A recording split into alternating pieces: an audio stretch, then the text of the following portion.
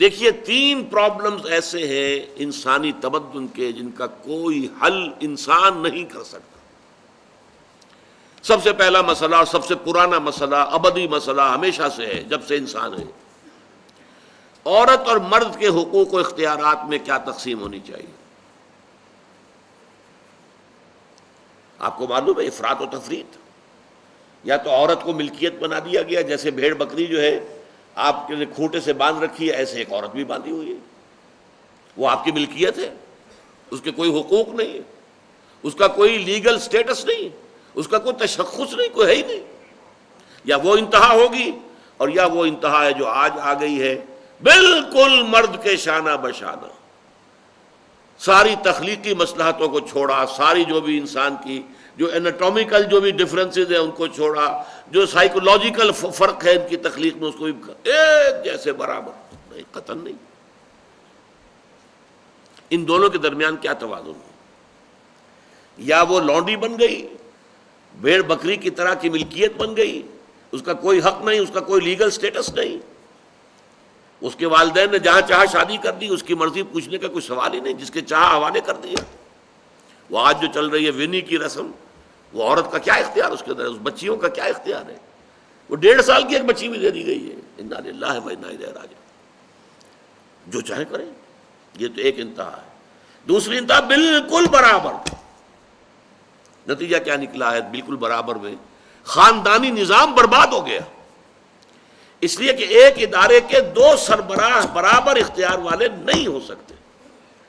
کسی محکمے کے 2 ڈائریکٹر ہو سکتے ہیں، کسی فرم کے مینیجنگ ڈائریکٹر 2 ہو سکتے ہیں، ڈائریکٹر 10 بنا لیں آپ، مینیجنگ ڈائریکٹر 1 ہوگا۔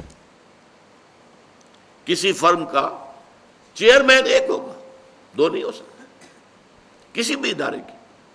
اگر 2 بنا دیں گے فساد ہوگا، جھگڑا ہوگا، ان دونوں کے درمیان رسا کشی ہوگی۔ یہی تو ہمارا سب سے بڑا مسئلہ بنا ہوا ہے۔ پاکستان کا مسئلہ کیا ہے؟ ہم نے پارلیمانی نظام اختیار کیا ہوا ہے، انتہائی بیہودہ نظام، غیر منطقی نظام۔ آپ نے 2 بڑی بڑی سیٹس کریٹ کر دی، ایک ہیڈ آف دی اسٹیٹ ہے، ایک ہیڈ آف دی گورنمنٹ ہے۔ اب ان دونوں کے درمیان حقوق اور فرائض اور اختیارات کا کیا تقسیم ہوگی؟ ہو ہی نہیں سکتی۔ یا سارا کچھ صدر کے پاس جائے گا اور وزیر اعظم جو ہے وہ جونیجو کی مانند وزیر اعظم بن جائے گا، یا سارا کچھ وزیر اعظم کے ہاتھ میں ہوگا اور صدر جو ہے چودھری فضل الہی بن جائے گا، کہ جس کو وہاں ان کی دیواروں پر لکھا گیا تھا رہا کرو انہیں، چودھری فضل الہی کو رہا کرو، یہی ہوگا۔ تو ایک گھر کے 2 جو ہیں 2 سربراہ نہیں ہو سکتے، خاندانی ادارہ تباہ ہو چکا ہے۔ اور جیسے کہ یہ آپ کو کہاوت ہے کہ جس بلی کی دم کٹ جائے وہ چاہتی ہے کہ تمام بلیوں کی دمیں کٹ جائیں۔ یورپ میں، امریکہ میں برباد ہو گیا خاندانی ادارہ، آج وہ تلے ہوئے ہیں کہ مشرق میں اور خاص طور پر مسلمان ممالک میں ابھی اگر کچھ انٹیکٹ ہے یہ خاندانی ادارہ، کچھ خاندانی اقدار ہیں جو برقرار ہیں، کچھ والدین کی عزت اور عظمت اور کچھ ان کا احترام اور ادب اور خدمت کا مادہ ہے جو برقرار ہے۔ چاہتے ہیں کہ ختم ہو جائے، تباہ و برباد ہو جائے۔ والدین بوڑھے ہو گئے تو پھینکو ان کو اولڈ ایج ہاؤسز کے اندر، اولڈ ہاؤسز میں، گھر میں کائے کو رکھنا ہے؟ نوجوان جوڑا ہے، اس کے خامخواہ ان کی خواہشات اور ان کے معمولات میں بیچ میں آڑے آنا۔ بوڑھی ماں جو ہے بولے بغیر رہے گی نہیں، دنگا فساد ہوگا تو رکھو اس کو وہاں پر اولڈ ہاؤس کے اندر، اللہ اللہ خیر سمجھ۔ یہ ہے اصل میں مسئلہ۔ اب عورت اور مرد کے درمیان کیا توازن ہو، انسان نہیں سوچ سکتا۔ دیکھیے انسان یا مرد ہوگا یا عورت ہوگی۔ مرد سوچے گا تو وہ اپنے اعتبار سے سوچے گا، عورت کی نفسیات کیا ہے، عورت کے احساسات کیا ہیں، اس کو کیا پتا۔ عورت سوچے گی تو اپنے اعتبار سے سوچے گی، مرد کے احساسات کیا ہوتے ہیں، مرد کی نفسیات کیا ہوتی ہے، اسے کیا پتا۔ لہذا یا ادھر کا ہوگا یا ادھر کا معاملہ ہوگا۔ ایک ہی ذات دے سکتی ہے آپ کو نظام، جو مرد کی بھی خالق ہے عورت کی بھی خالق ہے، اسی نے بنایا دونوں کو، اور دونوں ہی اس کے لیے اولاد کے مانند ہیں۔ یہ حدیث نبوی کا ترجمہ کر کے بتا رہا ہوں آپ کو۔ حضور نے فرمایا الخلق عیال اللہ، یہ خلق جو ہے مخلوق ہے، یہ اللہ کے کنبے کے مانند ہے۔ تو مرد بھی اللہ کے اس کنبے میں شامل ہے، عورتیں بھی شامل ہے. اس نے نظام دیا شادی بیاہ کے یہ قوانین ہونے چاہیے، طلاق وغیرہ کا یہ مسئلہ ہونا چاہیے. یہ سارا ضابطہ جو دیا ہے وہ اس لیے دیا ہے کہ یہ انسان اپنے ذہن سے نہیں سوچ سکتا. آج تباہی آ گئی ہے مغرب کے اندر، شادی کرنا ہی نہیں چاہتے. We are living together. شادی کریں گے تو نتیجہ پتہ ہے کیا نکلتا ہے؟ آپ نے اپنی بیوی کو طلاق دی، سب سے پہلے تو یہ کہ آدھی پوری آپ کی جو ملکیت ہے اس کا آدھا حصہ دے دیے اسے. نمبر 2، گھر اگر آپ کا اپنا ہے تو اس میں بیوی رہے گی، آپ نکل جائیے یہاں سے. کوئی مرد اس کو قبول کرنے کو تیار نہیں تو وہ شادی کرتا ہی نہیں. اور عورت کی ضرورت ہے، لہذا عورت بغیر شادی کیے بھی اس کے ساتھ رہتی ہے، بچے پیدا کرتی ہے. بٹ وداؤٹ میرج، جو بچے پیدا ہو رہے ہیں حرامی بچے. تو پچھلے سال صدر کلنٹن نے کیا کہا تھا؟ اس کا جو اپنا خطاب تھا نیو ایئرز ڈے کا، وہ خطاب کیا تھا؟ ان قریب ہماری قوم، امریکن قوم کی اکثریت حرام زادوں پر مشتمل ہوگی. یہ حرام زادہ ترجمہ کیا ہے میں نے، بورن وداؤٹ ویڈ لاک، شادی کے بندھن کے بغیر پیدا ہونے والے. اسی کو ہم حرامی کہتے ہیں، حرام زادے کہتے ہیں. اور کس کو کہتے ہیں؟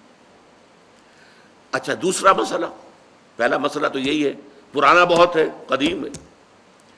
دوسرا مسئلہ، ایک ریاست ہے، ایک نظام ہے، اس کے کچھ اختیارات اور حقوق ہونے چاہیے. ایک عوام ہے، ان کے کچھ اختیارات ہونے چاہیے.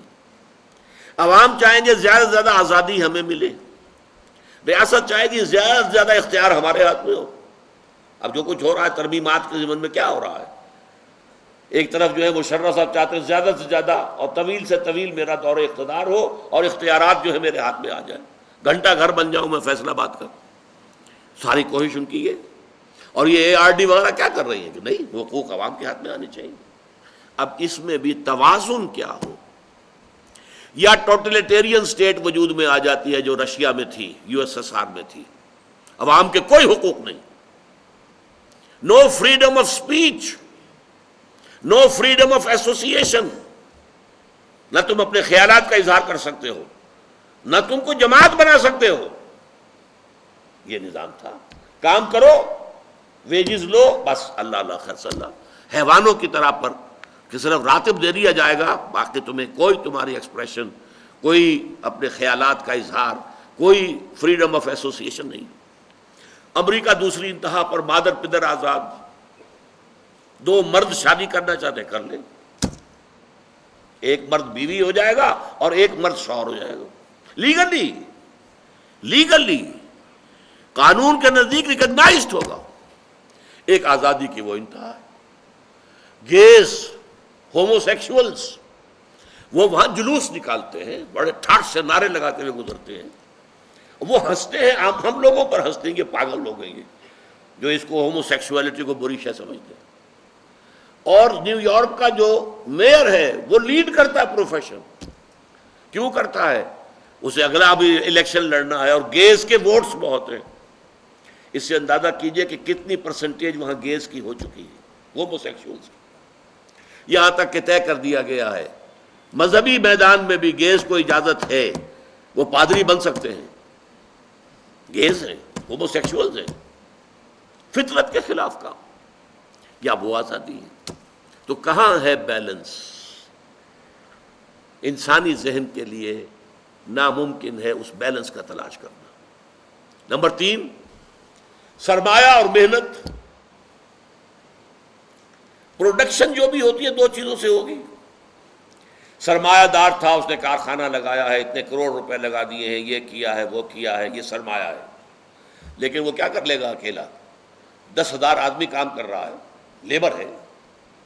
اب جو کچھ بھی بن رہا ہے، جو پروڈکٹ بن رہا ہے اور جو اس سے آمدنی ہو رہی ہے، اس میں دونوں کے حصہ ہے، لیبر کا بھی حصہ ہے اور سرمایہ کا بھی حصہ ہے. لیکن منافع میں کتنا حصہ سرمایہ کا ہوگا، کتنا لیبر کا ہوگا، کون طے کرے گا؟ یا تو سرمایہ داری بن جائے گی، صاحب میں تو آپ کو 10 روپے دے سکتا ہوں ڈیلی ویج، منظور ہے تو کام کیجئے ورنہ چاہیے دفع ہو جائیے. اور بہت سے آپ کے بھائی موجود ہیں جو 10 روپے پر کام کرنے کے لیے تیار ہو جائیں گے. ساری دولت سمٹ کر جا رہی ہے کارخانے دار کے ہاتھ میں. کیپٹلزم جو کیپٹل ہے، جو سرمایہ ہے، اصل جو ہے دولت اسی کی طرف، روپے کو روپیہ کھینچتا ہے، پیسے کو پیسہ کھینچتا ہے. لہذا امریکہ میں آپ کو ایسے لوگ مل جائیں گے جنہیں اپنی دولت کا اندازہ نہیں ہے کہ کتنی دولت ان کے پاس ہے. بلینز آف ڈالر کا ایک ایک چیک لکھ سکتے ہیں، اور یہودی ہیں وہ.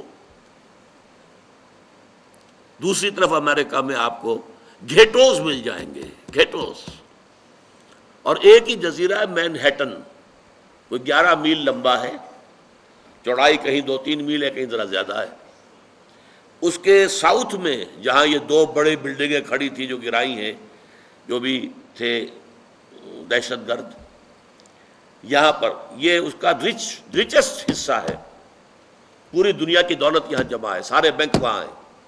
اور اسی جزیرے کے شمالی علاقے کے اندر گھیٹوز ہیں، افرو امریکنز، کالے امریکی، یوں سمجھیے کہ سب ہیومن لیول پر رہ رہے ہیں، حیوانوں کی طرح زندگی گزار رہے ہیں. یہ ڈسپیرٹی نظر آ جائے. تو اب عدل و انصاف کی کیا شکل ہو؟ یا وہ ہے جو رشیا میں اور USSR میں تھا، یا یہ ہے جو امریکہ میں اور اس کے الائز کے اندر ہے. یہ ہے وہ مسئلہ جہاں انسان ہاتھ جوڑ کر، گھٹنے ٹیک کر اللہ سے دعا کرنے پر مجبور ہے، اے اللہ تو نے مجھے فطرت سلیمہ بخشی، اے اللہ تو نے مجھے عقل سلیم سے نوازا، اے اللہ میں نے تجھے پہچان لیا کہ کل شکر اور کل ثنا کا مستحق تو ہی ہے. اے اللہ میں نے تجھے پہچان لیا کہ تو تمام جہانوں کا پروردگار اور مالک ہے. اے اللہ میں نے تجھے پہچان لیا جزا و سزا کے دن کا مالک و مختار مطلق تو ہے. اے اللہ میں نے طے کر لیا ہے تیری ہی بندگی کرتا ہوں اور کروں گا، اور تو ہی سے مدد چاہتا رہوں گا. لیکن اے اللہ میں مجبور ہوں، میری عقل جو ہے میرا ساتھ نہیں دیتی. کروں کیا؟ چلوں کس راستے پر؟ کون سے راستے پر؟ یہ عملی حصہ ہے دین کا. وہ سارا تھا فکری، نظری، ایمانی حصہ. الحمدللہ رب العالمین الرحمن الرحیم مالک یوم الدین، یہ کیا ہے؟ یہ ایمانی، فکری، نظریاتی حصہ ہے. عملی حصہ کیا؟ اہدنا الصراط المستقیم، ہمیں سیدھے راستے کی ہدایت بخش. صراط الذین انعمت علیہم، راستہ ان کا جن پر تیرا انعام ہوا، تیرے پسندیدہ بندے جو ہوئے. غیر المغضوب علیہم، جو مغضوب علیہم نہیں ہوئے، ان پر تیرا غضب نہیں آیا، غصہ نہیں آیا. ولا الضالین، اور نہ ہی وہ سیدھے راستے سے بھٹکے. یہ ہے سورہ فاتحہ کا مقام. گویا کہ اصل میں یہاں پر قرآن مجید، اس کے اصل مخاطب کون ہے؟ وہ سلیم الفطرت لوگ، وہ سلیم العقل لوگ، جنہیں قرآن کہیں کہتا ہے الذین یعقلون، کہیں کہتا ہے الذین یفقہون، کہیں کہتا ہے اولو الالباب، ہوش مند لوگ. یہ وہ لوگ ہیں کہ قرآن مجید اصل میں ان سے مخاطب ہے، اور وہ خود سفر طے کر کے اللہ کی ذات تک، معرفت خداوندی تک تو پہنچ گئے ہیں، لیکن اب عملی زندگی کے اندر رہنمائی کے لیے درخواست کر رہے ہیں اہدنا الصراط المستقیم صراط الذین انعمت علیہم غیر المغضوب علیہم ولا الضالین. یہی وجہ ہے کہ فوراً سورہ بقرہ شروع ہوتی ہے الف لام میم ذالک الکتاب لا ریب فیہ ھدی للمتقین. یہ ہدایت ہم تمہیں دے رہے ہیں. یہ قرآن جواب ہے اس دعا کا اہدنا الصراط المستقیم صراط الذین انعمت علیہم غیر المغضوب علیہم ولا الضالین. آمین یا رب العالمین.